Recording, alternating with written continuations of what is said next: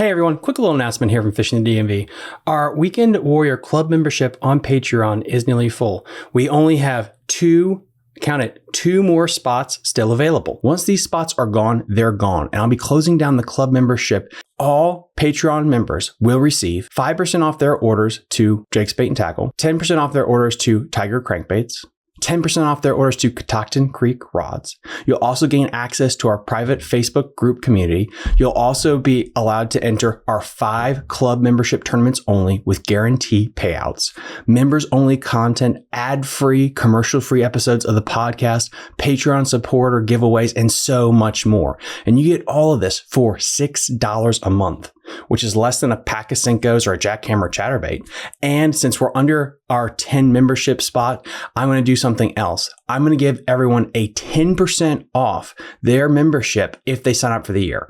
So that brings it down to under $65 a year, locked in indefinitely as long as you want to be a member. Again, guys, we only have 2 more spots still available before I make the next announcement on what's going to be going on with Patreon and how people can support the channel.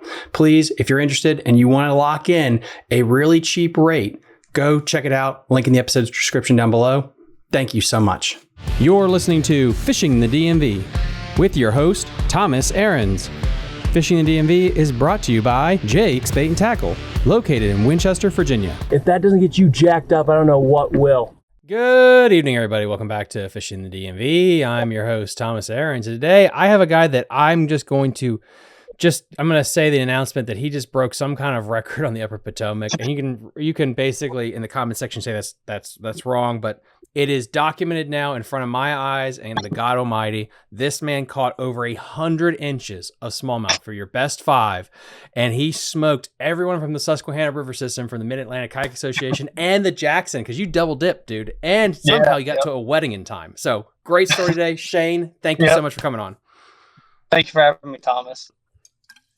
Guys, we got so much to cover. Like, the story's wild about this. But first, as always, how did you get into fishing? My dad, from my dad, like, so he grew up, he actually grew up on the Potomac as well, like I did, but he grew up further down towards around Sterling. So obviously growing up, we did a lot of fishing, and then we also did a lot of like the fishing derbies. He would take my sister and I to, and we would do the fishing derbies, and we would do typically pretty well. Not always win, but usually at least win something. So I think that's what really got me into like the, I guess that kind of the tournament or competitive fishing part of it. Are you a Loudoun County native? Yeah, I've grown up pretty in Lovettsville my whole life. Oh, cool, dude. I didn't know that. Valley? Woodgrove? Where'd you go? I went to Woodgrove. That's pretty cool, because you don't hear about a lot of people in this area that grew up and got into fishing. It seems like a lot of people just end up going to like JMU and then just kind of bounce out of the area. Yeah. Yeah, that's why Clark's like the only person there's a couple other guys, but he's the one buddy I grew up with that like was into fishing just as much as I was. So that's why we connected real well pretty early on. When did you start getting out on the river yourself? Like so living in Lovettsville, we're like just a few miles from the river. So again, growing up, we would always do float trips. Okay. So pretty much from like, I don't know, maybe 7 or 8 years old, we would go out there and just do float in the evenings or, half day trips and stuff. But we of course, we were just kind of fishing for anything. We weren't really specifically targeting smallmouth, but you'd always catch them. When did you start really getting serious about it and really upping your game? I think it was like 2020 or 2019, probably. I don't know. I guess it's when, like, again, I think Clark kind of got me more, like, he got like real into it, and of course then it got like me into it, kind of catching like that first like big like 18, 19-inch fish really like got me hooked into trying to target like those bigger smallmouth. And just from there on, it was just we've just been kind of obsessed with it. Dude, it's addicting, man. It really is. And I remember taking the tracker. We had a aluminum tracker at the time. The only place we could take it was White's Ferry. And this is for people that grew up in the area. There was a time when White's Ferry was actually open. And so our dad would drive us across the ferry to launch the boat because that was the stretch that we could run with a prop in. And that's where we got a lot of smallmouth fishing done for the most part. It's so cool to have a pretty amazing smallmouth fishery in our backyard. And as we're going to talk about today, this has got to be the best it's ever been, right? Yeah, it's been pretty incredible lately. I don't know if it's because of the higher water, because usually the last couple of years, June has been not so good on the Potomac. The last couple of years, as in just, I don't know, the fish get into like almost like that post-spawn funk. Mm-hmm. But this year, it's just, I don't know, it's just been like really hot. I think it has to do with the, I forget which live stream I was on. I record too many episodes, but I guess it's El Nino and El Nino. And so we're in that really wet year, and it seems like it's hurting tidal fishing, but honestly, it's really helping the smallmouth fishing. Every event I've been a part of, every practice day, minus the event that you won, it's been on fire when I fish. I mean, it's meat and potatoes fishing. You don't have to sissy it with a little Ned rig or a tube on light line. You can just power fish them, and they're hungry because this water is up like it is. It's fantastic. Yeah, the number of like 90-inch days we've had so far this year has just been crazy. Mm-hmm. It's almost more often than not we go out. You're putting up either upper 80s or 90+ inches. It's doing really well right now. Do you think the fish have always been there? Because when I was practicing, if you guys don't know, there was a Shenandoah event 2 on Saturday and then 2 on the Upper Potomac. And I was pre-fishing above the Millville area, and I had like an 80+ inch day. And it's a section I was like, wow, I've never been here before, and I'm catching them. It just feels like right now with the water conditions, there's so many big fish everywhere. But it's like, is it the conditions that are making these big fish start to eat? Or is it like we just have a lot of big fish right now, or a little bit of A, a little bit of B? It could be a mixture of both. Because it's hard to believe this the big fish just randomly showed up. I think they're always there. Like I said, the last several years we've just had low water. It's just been kind of a drought the last several springs, really. So that this year having not like blowout conditions, but just good water to work with, I think it really helps. I agree. I think. It's really cool when Heilecker said this a couple of years ago, where it's like, I think a fish that's over 19 inches, it's between 8 and 12 years old, like when it gets over 19 inches. So that is a very intelligent trout. And I think when you get those low clear water, it's hard to get a 20, 22 inch smallmouth to commit to anything. They can feel you in that clean, shallow water. They know you're there. You're not going to be able to always fool them. Yeah, that low clear. I like the low clear water, but again, it's tough to find those really those even you can find 18s and 19s, but those 20s you just don't come across them in that low clear water. It seems like I don't know where they go or what they do, but it's just I don't know. They're different. They're like a different caliber of fish, pretty much. I've always wondered if they become nocturnal when it's shallow and clear, and they just shut off during the day because it's hot. Yeah, they get in a deep pool. That was another kind of a thought we've had too. We've never gone out and done it, but just to go out and like some night fish with like top water or something and try it. That would be wild, man. The muskie would wreck your crap too. Good Lord. Well, I mean, let's get into this event then. So I guess to preempt it, like, it was postponed. Did that postponement affect your strategy at all? Or did you even think you were going to be able to make the event with some other things that you had going on in your life? No, it didn't really change. Usually we're out there. At least I try to get out there a couple days a week. I was mainly on the weekends, but maybe a day during the week. So I'm usually like, not always on top of it. Stuff can change, but usually I'm out there enough to kind of got a good feeling of what's going on. And I think it was at Friday. Yeah, it was Friday before. So I gave it a day of at least. I wanted to give it at least one day of rest. I hit one area and I put up 95 inches, and I was like, this is going to be crazy. I kind of like backed off. Like after that, after I did like put up 95, I kind of like just eased off of it. And Was it a stretch that you feel like you found, or was it just a specific boulder?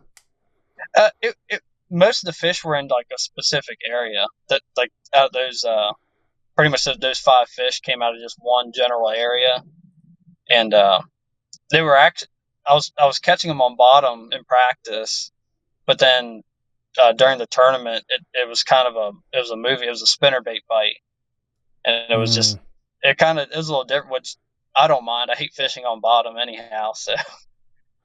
Yeah, I don't mind it. Especially it's weird to fish in heavy current on the bottom. I mean, if you don't have a motor, of course, because you're going to get snagged. It's really hard to get unsnagged. It's a pain in the ass when the current's ripping to deal with that. You also, if I'm not mistaken, you had a wedding. So was there a chance that you weren't going to be able to fish this weekend or that weekend of the tournament? No, because I was looking at the lines out, because I was like, if anything, I wasn't super concerned about going to the awards, but obviously putting up what I did, I would have been nice to go to the awards. But given the lines out and everything, I was like, I should have enough time to, get back to the house, get a shower, and make it. And I think I made it with about 10 minutes to spare. But I mean, so in practice, guys, and while he's talking, I'm getting up basically every single fish here, so we can walk through that. But I mean, let's go through your day. So you've caught 95 plus inches in practice. You feel like you got it kind of dialed, but big hitters are coming in. And this is the Mid-Atlantic. They have a lot of good Susky anglers coming down for the first time. When you launch, kayaking, way more strategy than blasting off in a big old bass boat. Did you have to float or move for an hour, 20 minutes to get to the juice? I mean, was it right there? What strategy was involved there? Yeah, like, because the thing I couldn't get over is when I got to the ramp, there was nobody there. It was. I was like, you figure out of the 37 people that were in it, I figured there'd be a couple people, and that was like, I'd given myself enough time, figuring there'd be a couple people there to, have them while they were rigging, get myself rigged up. But like I said, it was just empty, so I put in, and it's I think it's about a 20-minute run to get to where I wanted to start at. So, like I said, in my head, I already knew I had enough time to get to where I wanted to start at. And pretty much within the first few minutes, I was catching fish. Nothing, no size, as in like just some 14 inch fish. But it makes you feel good, at least, get a few going in the morning. Where were you, let's say, by 8 o'clock? Did you already have a limit filled out by 8? Yeah, I think it was, I want to say it was by 8 or 8:30. I had like 94 and a quarter. Yeah, it was one of them. It was pretty crazy. It was just pretty much every spot I hit, it was just like, there's a big fish, there's a big fish. And you never saw anybody all day? Sorry? Did you see anybody all day? Oh, no, I didn't see any. Well, like halfway through the day, I ran into another guy, and then at the end, I had ran into Jordan Welliver. Dude, that's something there too. When you get to a boat ramp by yourself, the two thoughts are, I literally hit the jackpot, or is the spot suck now? Why is no one else here? Because it's a weird mind game you play with yourself to deal with that. But when you get the river to yourself, it's a weird duality of an angler. Do you go to the best spot that might have more people, but it's got the fish, or do you get a spot all to yourself and pick it clean? And it sounds like what you found was the best of both worlds, honestly. Yeah. Yep. It's just a tough area to access. I think that's the biggest issue. It is, and it's weird because there are boat ramps. If you Google some of the ramps that people can go to, they say it's a ramp, but it's not really a ramp. It's really misleading information, like, and how you can get your shit to the water. It's weird how, I don't know, they should update it a little bit, I think. Yeah, it is kind of wonky with that. I mean, was it a nightmare for you to actually get all your crap to the kayak and then down to the water? No, I mean I used the actual ramp. Where I Cool. put in at, yeah. But I always I have a cart. I put my kayak on. I'm not afraid to carry it, a half mile or so. What are you using? Sorry. Bonafide? Are you using Yeah. I'm using a Bonafide SS 127. Gotcha. And I have a NK 300 on the back. Yeah, that was needed. I mean, Yeah, oh, yeah. With the water conditions, we'll get back to the day. Were you worried where you were that it was going to see the effects of that rising water sooner than everywhere else? Was that ever in the back of your mind that the water conditions might get a little wonky? Not really. Like I said, I constantly was watching the gauge, and it was rising, but nothing drastic. So I wasn't worried about it, like kind of jumping up too quick or necessarily the conditions changing too much throughout the day. It was that I think that was another big factor too, is just that slight rise. And I think those fish can feel that, and they start feeding pretty heavily. Yeah. And what's also nice too, when you get this slight rise, is a lot of those places that are basically like rafting water, it makes it way easier to operate a motor. Yeah. Without destroying your lower unit. Yeah. Oh yeah, I was still bouncing off rocks. Don't get me wrong.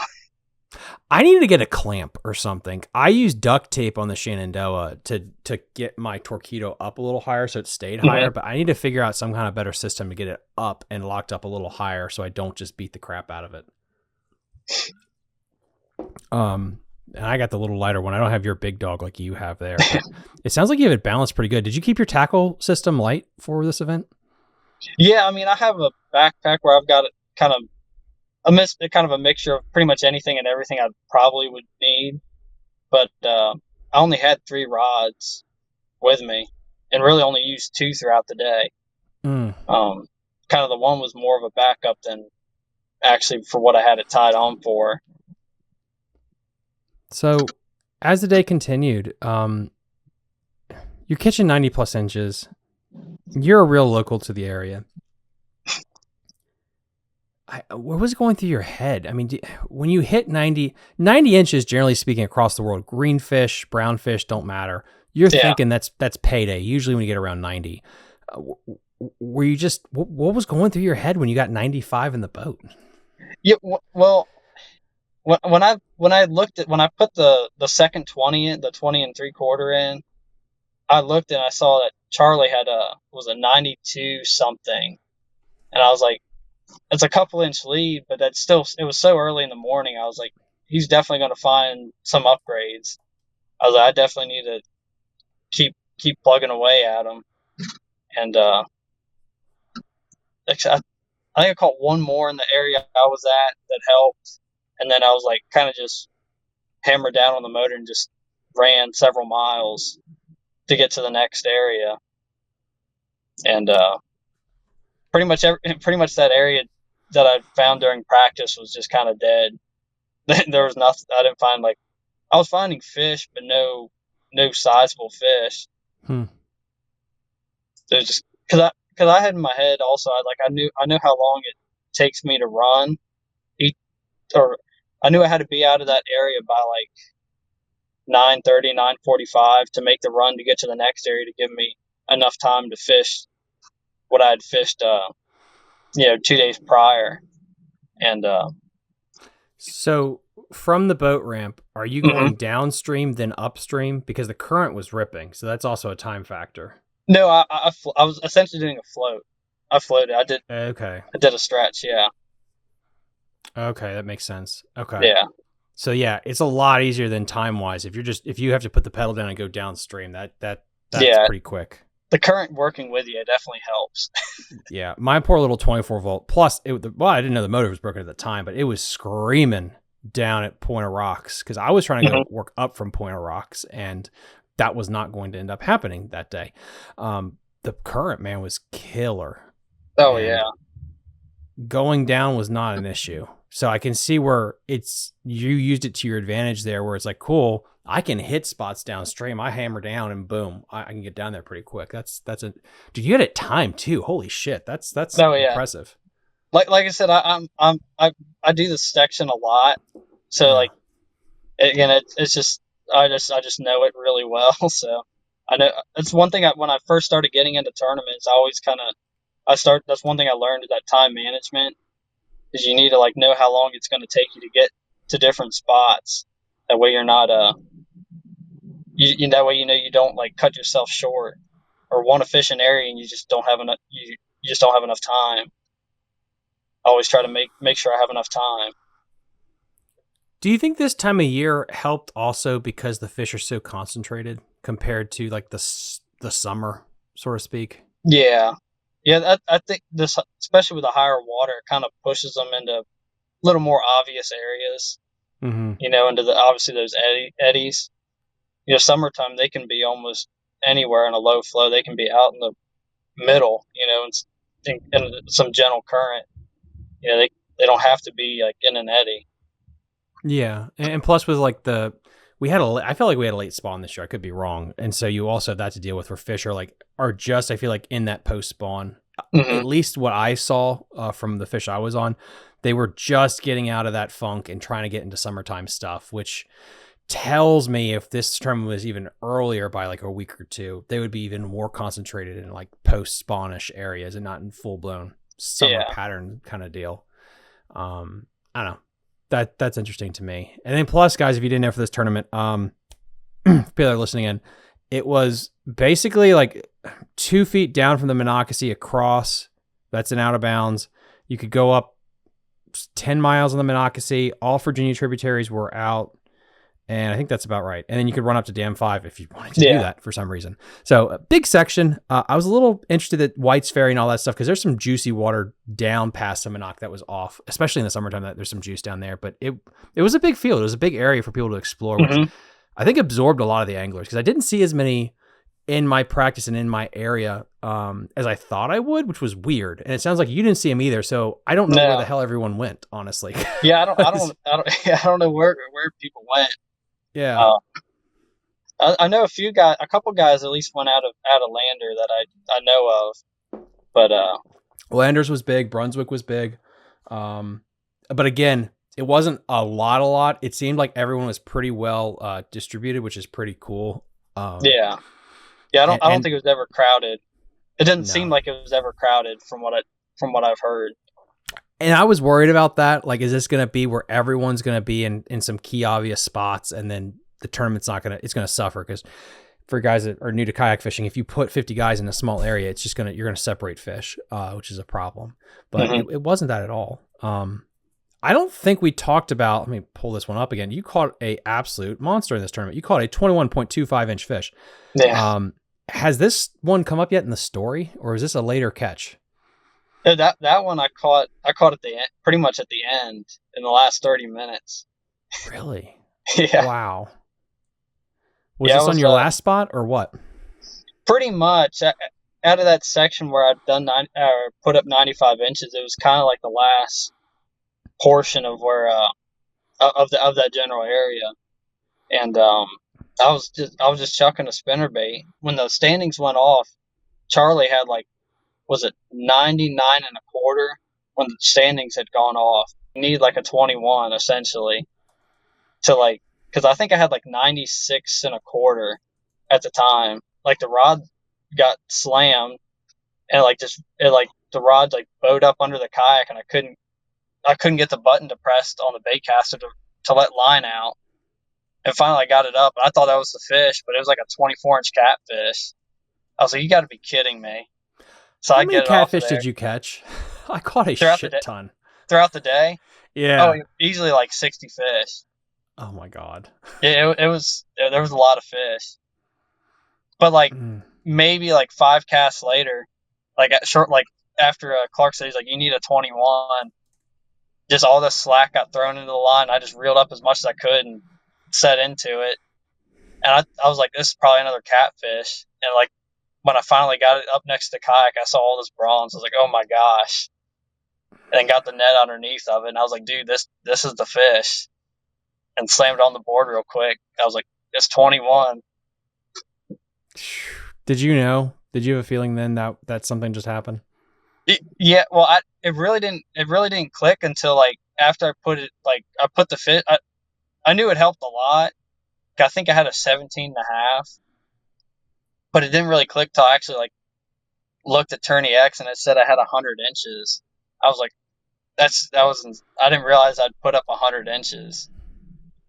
And then, but still, Charlie had he was 3/4 of an inch behind me. I was like, that's still very doable, just with the way the day was going. So I was like, I felt good, but not like, super confident that I technically won. Well, you had 100 inches. Charlie had 90.25. Jordan had 92.50. Caden Leach had 89.50. Good God, this river just produced. It's insane. But I've never had someone that had a day like you to where 100 inches in kayak fishing, I guess, is like dropping a dirty 30 in a weigh-in tournament. It's a big deal. And oh yeah, were you? I would like to think if I dropped a dirty 30 in a tournament, I would be like, I don't care if I win at this point. Holy crap, what a day. Was your mind like, it doesn't matter anymore? Because 100 inches, dude, that's insane. Yeah. Once I saw the 100 inches, I was like, at that point, I was like, if I get beaten, I was like, it is what it is. I was like, still put up 100 inches. Like, that's insane. Mm-hmm. Because leading up to that, my best day on the Potomac was that practice day of 95 inches. That was my best day on the Potomac. So then just have back-to-back, best days. That's insane, man. I mean, it just, again, I keep saying it, when it's your time, and then magic happens like this where it's just, best day on the water. When you get off the water, what kind of time is it with the wedding you had to get to? I can't remember what it was. It was like, I think it was like 2:15 or so. I think when I got off, I think so 2:15, 2:30. And like I said, I had to be at the wedding at like 4:15. And we started to get my other truck. So we ran up and got the other truck, and I didn't even take the kayak out of the one truck. I was like, I just ran inside and, like I said, grabbed a shower, changed, and headed over to the wedding. Luckily, it was only like 25 minutes away.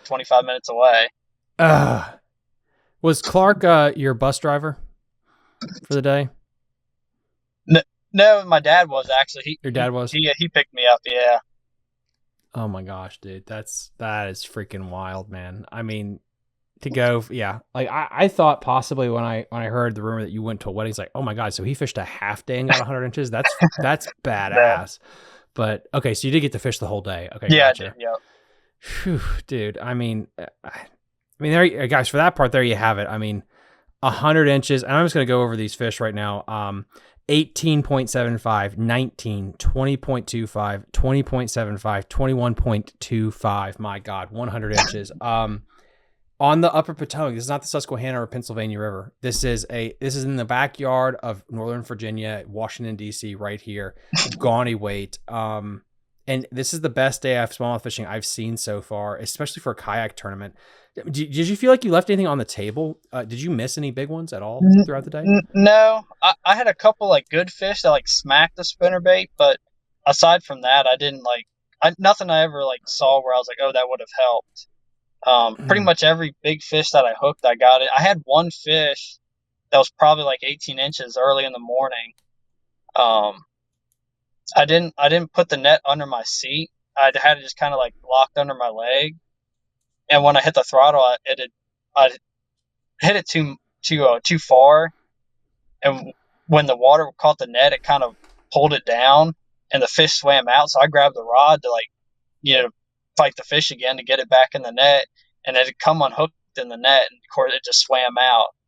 Oh, man! I was pretty mad at that, but then I just immediately turned right around, fired back into there, and caught a 19. So kind of made up for it. Dude, that is insane. Oh my goodness. That's wild, man. Oh my God. What do you do now? Like, has it sunk in yet? Yeah. It's been a little time. It took a couple days to really just thinking about it, I was like, it was pretty. I don't know. It was insane. Just a whole day. Obviously the size, but also just the number of fish. Just throughout the whole day, it was just steady action all day. Mm. And that's what's so crazy is like you had usually when you get into a big fish bite, you're gonna catch the size, but you're not gonna catch like the numbers. It sounds like you did both. You caught quantity and quality of fish all day. What is your spinnerbait setup like? Because one issue I see, and maybe it's because of the spinnerbaits I personally throw, which we don't have to get into, but I break a lot of spinnerbaits in half in heavy current with smallmouth. Is that an issue that you also run into? Yeah, because I use like Snaggler Tackles spinnerbaits, and he uses a lot of thin wire, which I like because I think it does make a difference versus throwing a heavier gauge wire. But after about like 30, maybe 40 fish, it's gonna break because pretty much every fish is bending it, and you're constantly tweaking it. So I think that day I broke 2 spinnerbaits and then had another one. Yeah, I broke 2 spinnerbaits that day. So, but it's part of it. It is. It's part of it, especially because I switched to braided line, which helped me a lot with hookup ratios and stuff like that. But I did see I started to snap center baits left and right, and I think that's something I'm going to start investigating. Is like how I can either dial the rod down or maybe just switch manufacturers. Honestly, 'cause I love the spinnerbait bite, especially when we get these. It's a rare treat for smallmouth fishing, but God, it costs you a lot of money versus when you have a chatterbait that's indestructible. And the catfish, dude. They were a problem for me on the rivers, both. I don't know what was going on in the Shenandoah and the Upper Potomac this past week, but I caught so many catfish on power fishing baits. It was insane. Yep. Yeah, I caught like 4 or 5 on the Potomac that day. It was getting kind of ridiculous because like you think it's a big smallmouth until after like a few seconds you start to feel it roll. Like that's a catfish, and just kind of. Did you catch any flatheads or blues? No. I personally haven't caught any like smallmouth fishing. We've caught flatheads, targeting them. When the river's blown out, we'll go catfishing. But no, Clark's caught them during the winter on Ned rigs. He's done that a couple times, but I've never done it. And that gets honestly into the question I ask all smallmouth anglers on this show. It is the Redskins versus Cowboys. Team tube, team Ned rig, if you had to pick one. Probably the Ned rig, if I have to. But it's kind of a last resort. I hate throwing on bottom. I don't. When you have to throw it, you have to throw it. Especially in that super gin clear water. But yeah, it's really split. A lot of people are getting away from that tube. It seems like the older generation that just throws tubes while everyone else is going more to that Ned rig presentation. Yeah. Yeah, I used to throw tubes a lot and then kind of just started to go more towards a Ned rig. It wasn't like it wasn't because I disliked the tube. It just, that's the way I went and started to have luck with a Ned rig, so I just kind of stuck with it. But like I said, when we grew up fishing the smaller creeks, that we would throw tubes pretty often. Like I said, we'd have a lot of luck doing that. So, like I said, it wasn't because I disliked the tube. It was just, I don't know. It was weird. Like I grew up fishing a tube. And then somewhere along the way, I think it's when I segued in fishing more high school and college tournaments, like no one fished the tube because you weren't cool. And I lost the tube. And then when I came back and started to fish more smallmouth stuff, the Ned rig kind of adopted, because I think partially is you can fish the Ned rig for largemouth too and be successful. Mm-hmm. It's kind of versatile that way. Again, if you guys are listening, the stupid tube for largemouth on the Potomac works great. I don't know. It's also, you can't fish everything. It's really hard to fish every single bait at the same time when you go out in a kayak. You can't do it at all. One thing I also want to talk about is, how did you get involved in the smallmouth tagging program? Yeah, well, it was because Clark caught that. He caught a tagged fish back I guess it was almost a year and a half ago. It was like a 21-inch fish, and it was tagged. And but it, like I said, it didn't have a phone number, and he'd reported it to the Maryland DNR, and they said that's not our tag, and we don't know who's doing it. Then eventually, like I think the guy who's been doing the tagging had approached him about. Eventually, it kind of showed him all this information that he'd had from the fish he's been tagging over the last couple 2 or 3 years, and they're like, yeah, we're pretty interested in this information. So when they approached him with that, they gave the contacts at the people who contacted the Maryland DNR to him. Then he was reaching back out to those people. Like I said, and that's how Clark got in contact with the guy who's been doing initially doing the tagging, and then obviously I've got to meet him through Clark. What is the coolest observation that you've seen from it, just from your time with it? I think the movement, because there's fish that won't move and there's fish that will. When I say won't, they might stay in an area for weeks, and then there's fish like in that one I caught one on Sunday. It had gone. We tagged it on February 28th. And then where I caught it was like 11 miles upriver from where we had tagged it initially, and I caught it on Sunday. So in like was it 4 months, 3.5 months, it had gone 11 miles. That's wild. Yeah, I just been shocked about that. How so many fish, they move back and forth from the confluence area up near Harper's Ferry all the way back down to past God, I'm having a stroke. Algonquian area down past Leesburg. That's a long stretch for a fish to move. And again, this is not people that are putting them in live wells and moving them back and forth, because there's not a lot of tournaments like that. This is the fish doing that themselves, which is fascinating. Mm-hmm. Yeah, I mean, with all that said, I mean, now looking forward with July, I mean, what do you think we can expect on the Upper Potomac right now going into July with the weather? It's hard to say. Obviously, like the water's still, we're still getting good rain, so it looks like we're going to have pretty good water throughout most of the summer, I think. Of course, right now it's with the rain we've gotten, it's kind of high, but I think it's going to stay pretty good through most of the summer. I'm not going to say it's going to fish like this all the time, through the rest of the summer, but it's still going to be pretty good. I think it's going to be the year of the moving bait. I'm close to kind of calling it that this is the year of the spinnerbait for smallmouth. At least this is the best smallmouth, the spinnerbait bite I've had. I'm going to say it's the longest window of the spinnerbait being such a key player. I'm going to say, it has its place every year, but this year it just feels like I never had to put it down, which is weird. Mm-hmm. But like you said, like this time is like when you start dinking and dunking, especially up near where I'm at a Big Slack on the Upper Potomac. You get into that dinky dunky kind of light stuff, but you can still hammer down with the chatterbait, spinnerbait, things like that. And if we keep getting rain like this, man, we're never going to have I knock on wood. I just don't see how we're going to have a low water drought period, if at all. Yeah. Like I said, it's not looking like it, at least not until maybe August, probably. Yeah. If we stop getting rain from here on out.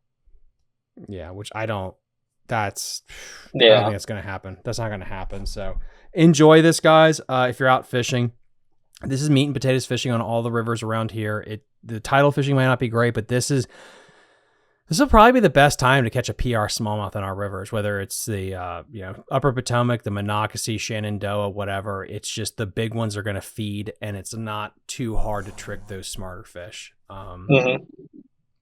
Shane, I mean, I really appreciate to have you on here, guys. Local legend right here, Stick. He just did something crazy on the Upper Potomac. Again, I've kind of been hyping this place up, and some people think I overhype it. It's now real. Like, this place dropped 100 inches. It's so freaking cool that this is in our backyard and this happened. Yeah, I was still, I think you asked Clark if it was possible to drop 100 inches, and even I'm like, nah. But again, it was just one of those everything lined up just perfect. I gotta find that clip too. Maybe I'll put that clip in before this episode starts. That clip, because I think I did actually ask him that. That is foreboding, man. That is crazy. I think I did, and you freaking proved him right. Oh my god. Do you think he had a heck of a day. He was on one of our buddies' jet boat on Friday. Him and the other guy, they put up 100 and a half. That's just yeah. They had a heck of a day too. How much do you think all this fish weighed? If you had to convert that for our boat guys that don't understand inches and measurements. Because I did weigh most of those fish. Well, I weighed I think 3 of the 4 or 3 of the 5. I mean, and the 20 and a quarter went 4.3, and the 20 and 3/4 went just right at 4 pounds, and then the 20 and a quarter went like 3.8, 3.9. So I think I did it was like right around 18 pounds roughly, because the 19 and the 18 and 3/4 were probably somewhere in the 3, they were over 3 probably. So almost 20 pounds. Almost, yeah. A pre-spawn fish is pretty crazy. That is pretty post-spawn, crazy. Post-spawn. Yeah, post-spawn. Because if it was pre-spawn, that's 21 pounds, 22 pounds probably. Oh, yeah. Yeah, that's over 20 pounds pre-spawn. And then, guys, a fish he caught after the fact, which will probably be the thumbnail of this episode, that fish was, how long? It was 22 inches. That has to be, like you said in the text, like 5 to 6 pounds pre-spawn easily. Oh yeah, definitely. Like I say, it was skinny. I was kind of surprised how skinny it was, being the fact with the higher water. I'd figured it would have been feeding a little more, because it was just under 5. It was like 4.93. It was almost 5, but just not quite. That's crazy, man. Was there a lot of bloody tails? Did the fish look beat up at all? Not that I've seen lately. The second Jackson tournament, which I think was in mid-May, I caught a 19 that had a really bloody tail. But I haven't seen that really since. I think pretty much they're done spawning. Not saying there's none, but I think a large majority of them are.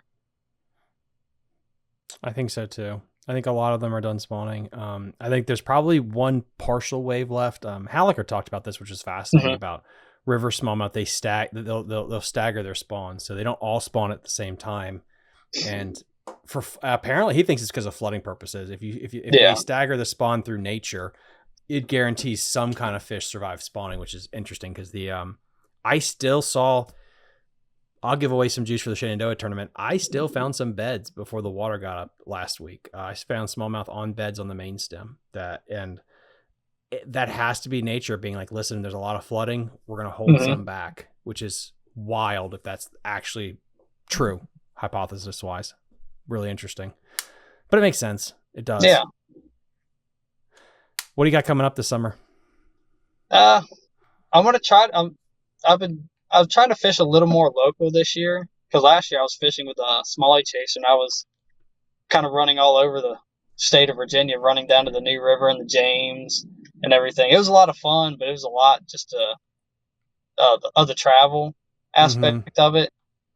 But I'm going to try to make the Susquehanna in a few weeks.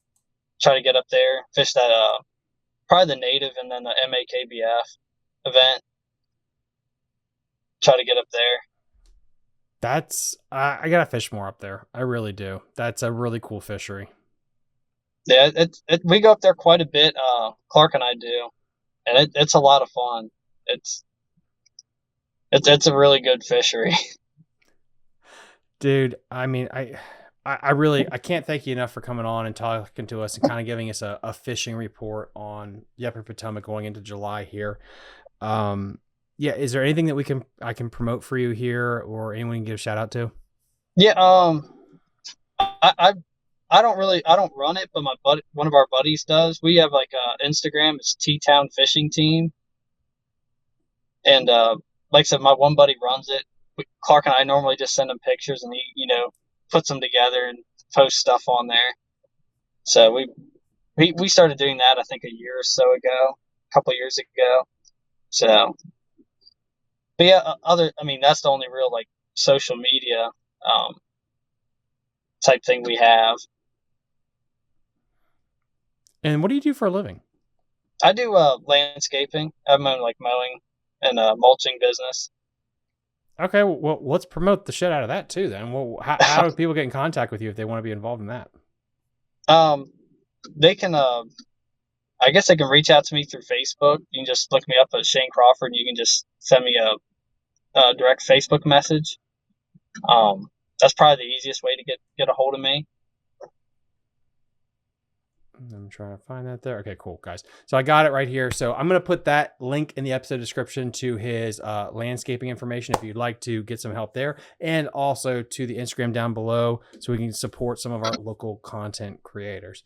Again, guys, there you have it. Winner of the Mid-Atlantic Kayak Stop number 3 or 4, I think. Sorry, guys, having a stroke there. And the Jackson Trail as well with over 100 inches. I'm going to say first time on the Upper Potomac in a legit tournament, legal tournament. Congratulations, Shane. I really appreciate it. Thank you.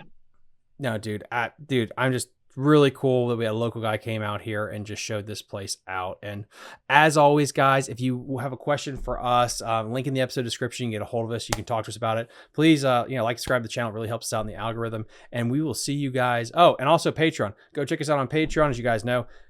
In between jobs right now, so all my Patreon supporters are quite literally paying my mortgage and keeping me from getting wet and cold, being homeless. So please go check me out there, and I will see you guys next time on Fishing the DMV. Bye. You're listening to Fishing the DMV with your host Thomas Ahrens. Fishing the DMV is brought to you by Jake's Bait and Tackle, located in Winchester, Virginia. If that doesn't get you jacked up, I don't know what will.